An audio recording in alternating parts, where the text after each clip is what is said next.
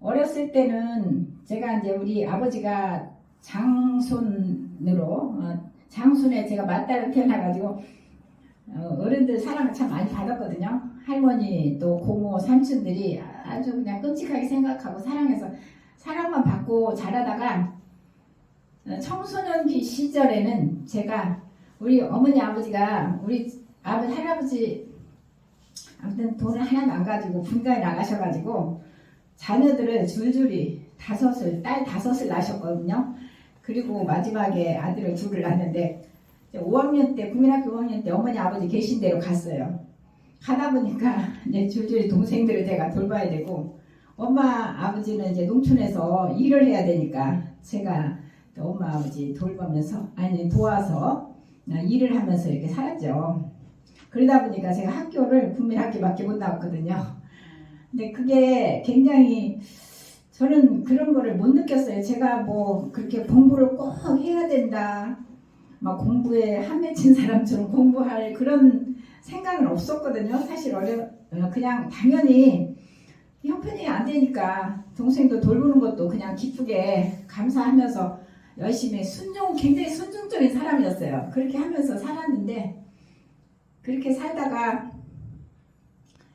20살 때 서울로 이사 왔어요. 서울로 이사 왔는데 제가 이제 우리 집안이 좀 공부를 많이 하는 그런 편이에요. 보면은 이제 족보를 띄워보면은 그 문과 급제자들이 참 많이 나와있더라고요. 그래서 우리 아버지도 보면은 그 공부를 참 잘했고 우리 삼촌들도 참 잘했어요. 잘하고 그래서 그런지 공부를 하고자 하는 그런 열망이 있었던 것 같아요. 그 발안에서 버스를 타고 한 15분 조암에서 또 버스를 타고 한 45분 정도를 버스를 타고 가는데 거기는 비포장도로예요. 비포장도로여가지고 저는 또 참을매를 잘했거든요. 참을매를 많이 하는데도 거기를 45분을 막 덜컹거리는 차를 타고 이제 가는 거예요. 거기를 가면은 아주 지쳐요.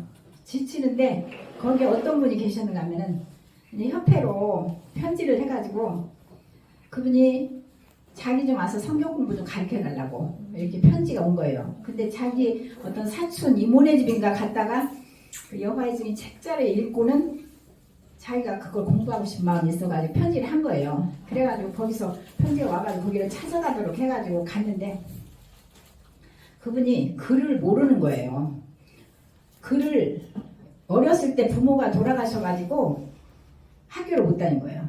학교를 못 다녔는데 한 번은 이렇게 어떤 분이 이렇게 팔이 없는 상위군인이 와가지고 옛날에 그분이 갈고리로 이렇게 손을 이렇게 해가지고 와가지고 이 주머니에서 쪽지를 꺼내서 주면서 이것 좀 읽어달라고 하더라는 거예요. 근데 이 새댁인데 애기를 그때 첫애기를 낳았더라고요. 첫애기를 낳았는데 그걸 못 읽는 거예요. 못 읽으니까 멍청하게 이러고 서 있으니까 그분이 글 모르세요? 그러더라는 거예요. 그러니까 그렇다고 이제 그러니까 그냥 가더래요. 근데 이 새댁이 글 모르는 게 한이 되는 거예요.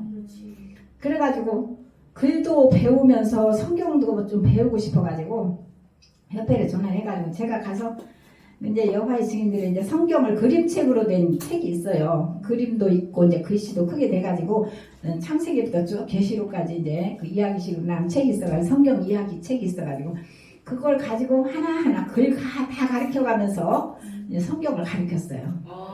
그랬더니 이분이 나중에는 글도 너무 잘 읽고 우리 집에까지 회관까지 나오려면은 시간이 많이 걸리죠. 그러니까 1시간 이상 걸리는데도 그 아기를 나중에 데리고 꼬박꼬박 잘 나오더라고요. 나오고 거기서 그 분을 이제 공부를 가르쳐주고 또 산 고개를 넘어가요. 고개를 넘어가면 거기 또 이제 부인 거기 또 이제 5학년짜리 딸 하나 있고 그런 이제 여자분이 계신데 그 남편분은 이제 젖소를 길러요. 젖소를 한 50마리 기르더라고요. 젖소를 기르는데 내가 막 지쳐가지고 거기를 가면은 젖을 짠 거를 살균만 딱 해가지고 한 대 정도 주면은 그거 먹고 나면 눈이 밝아지는 거예요. 그래가지고는 눈이 밝아지면 이제 여자분 공부 가르쳐주고 그 딸내미 5학년짜리 공부 가르쳐주고 그러고 이제 집에 오고 근데 좀 힘이 들어도 참 봉사가 재밌는 거예요. 제가 손을 분재 가위로다가 포도나무 줄기를 알고 자른 거예요.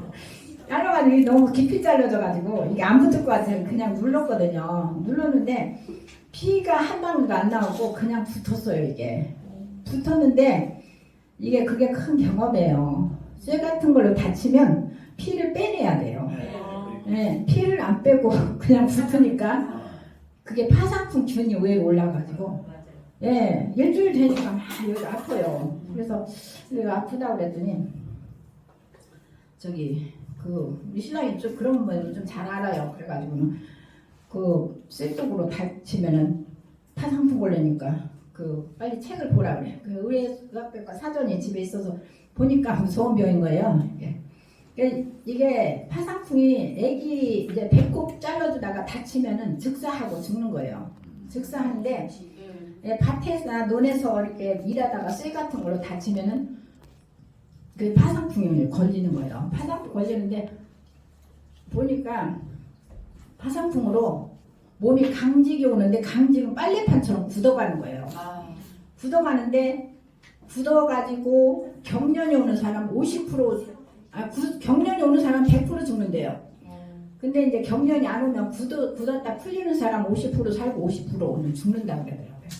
그런 파상풍에 걸려가지고 누워서만 살았어요.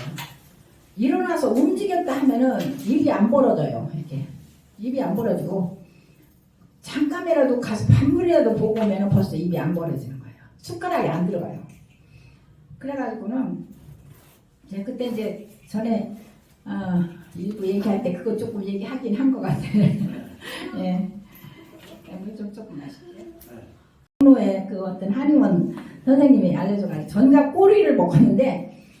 근데 전갈 꼬리가 광야 이렇게 사막지대에서 나는 건데 그 꼬리만 잘라서 그걸 말린 건데도 먹으니까 입에서부터 막 항문까지 쏴요. 알도 못하게 아파요. 예, 그래서 막 그런 것도 먹고 예, 이 닌게리병으로 항생제를 수원도립병원에서 원래 항생제가 조금만 궁뎅이다 맞아도 아픈 건데 한 병씩 해가지고 이 혈관에다가 주사를 맞은 거예요.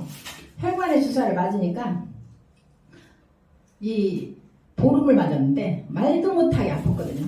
살이 끊어져 나가게 아팠는데 맞고 났는데 혈관이 다 오그라들어가지고 다 딱딱하게 그때는 돌멩이같이 굳었었어요. 굳었다가 이것이 풀리긴 했는데 3개월 만에 풀리겠는데 전부 오그라들어 있어가지고 혈액순환이 안 돼요.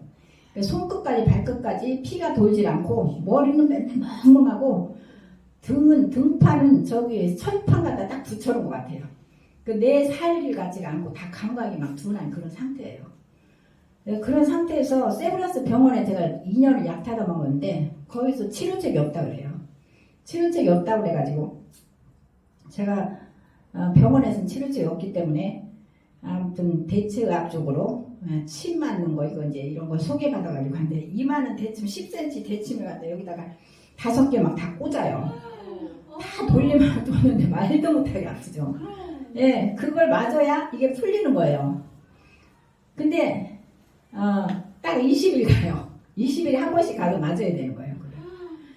그래서 그것도 1년을 맞고 그리고 막 뜸 같은 것도 옛날에는 막 살에다 놓고 막 이렇게 불을 붙이고 그랬잖아요. 그런 것도 하고 어떤 막 머리부터 혈액순환 안 나는데 발끝까지 그냥 사혈침으로 막 다 그냥 좇는 막 그런 침도 맞고 별걸 다 받았거든요. 네, 그러다가 제가 수지침을 만났어요. 네, 어떤 분이 살 빼러 간다고 그래가지고 내가 이제 갔더니 내가 심각하니까 나 뭐 배우라고 그래가지고 내가 이제 배운 거예요. 그때부터. 그래서 90년대 초에부터 이제 배우기 시작해가지고 제가 다른 사람은 한 20, 30분 있다 빼면 되는데 그게 저는 안 통하고 한 2시간 동안 막 밤송이처럼 놓고 막 자면은 이게 풀어지는 거예요. 그래가지고 제가 혼자 풀면서 16년을 해놨어요. 그래서 수지침의 효과를 참 많이 보고 제가 수지침 아니었으면 이 세상에 없을 거예요 아마. 몸이 이렇게 굳어져가고 막 그런 상황이랍니다. 그렇게 이제 생활을 했는데 엎친 데 겹친 덮친 격으로 우리 남편이 자꾸 혈압이 오르는 거예요. 나도 아파가지고 그러고 있는 상황이고 또 거기다 이제 왕국회관을 짓겠다고 우리 땅에다 그 한쪽 귀에다가 짓겠다고 하는 것 때문에 자꾸 신경 쓰다가 골치 아프니까요. 자꾸 혈압이 오르니까 옛날에 토끼표 APC 있잖아요. 그걸 자꾸 먹더라고요. 우리 신랑 죽고 나서 신랑 죽고 나서 서울에 올라와가지고 검정고시를 봐가지고 중학교 고등학교 검정고시를 땄고 네, 2018년도에 경희사이버대학교에 들어가지고 네, 상담심리학과를 또 졸업을 했어요. 그래서 학사학위도 받고 네, 그래 공부를 하고는 그 뒤로 사회복지사, 뭐 평생교육사 여러 가지 또 자격증을 다 취득하고 놀이지도사 같은 것도 취득을 해가지고 지금 그런 걸 가지고 이제 커뮤니티 활동을 하고 있고요. 또 이제 제가 수지침 봉사도 많이 했고 이제 경로당 같은 데서도 많이 하고 제 건강센터 내 가지고 또 많은 사람들도 치료해주고 이제 그랬거든요. 그리고 경로당 봉사하면서 다시 수지침 또 이제 해가지고 지금 봉송학당에서 지금 강의를 하라고 그래가지고 지금 시작을 했고요. 네, 저는 가장 소중하게 생각하는 게 내가 사는데 어떤 환경이라든가 그런 고통 같은 것들이 참 겉으로 보면은 참 많이 있는 거잖아요. 그런데 저는 하나님을 만나가지고 이제 치료를 받았어요. 완전히. 그때가 이제 52살에. 그래가지고 완전히 치료받고는 완전히 세상이 천국이 된 거예요. 저는 나 그냥 죽어서 땅속에 누워있으면 제일 좋겠다고 이런 말을 자주 했는데 항상 기쁘고 감사하고요. 그래서 건강이 제일 중요하다는 말씀을 드리고 싶고 어떤 환경이 중요한 게 아니고 내 생각이 중요하다는 얘기를 드리고 싶어요. 내 생각이 항상 긍정적이고 감사하는 삶을 살면 항상 기쁘고 행복하다는 거죠. 그리고 저는 돈보다도 가장 소중한 것을 얻은 것이 우리 인맥, 사람들을 많이 제가 또 이제 좋아해요. 그러다 보니까 많은 사람들을 또 봉사를 하면서 또 많은 사람들이 제 옆에 있고 제가 필요할 때면 언제든지 도움을 요청하면 와서 막 해주는 사람들이 많이 있거든요.